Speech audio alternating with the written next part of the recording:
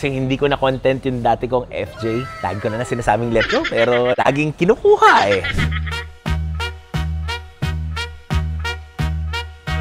So right now guys, meron tayong bagong project car na naman. So guys, we have a 2015 FJ Cruiser guys. 50,000 ang milyahe. Urig yun guys ah. Mga vlog namin dati, it's all about FJ. So ngayon, babalikan natin yung mga FJ Cruiser ng mga laruan natin. Top niya, medyo black. So ibabalik natin siya sa body color na red. Tapos yung mga trims niya, like this, gloss black nila. So ngayon, ibabalik natin sa matte black kasi yun yung mas maganda. So for me, ayun yung taste na gusto natin. I-ano natin to, i-detail by detail, ayusin natin tong kotse na to. Kasi for me, ito na yung ano natin eh. Kumbaga, pinaka kailangan natin ibalik sa mga contents natin kasi hindi ko na content yung dati kong FJ.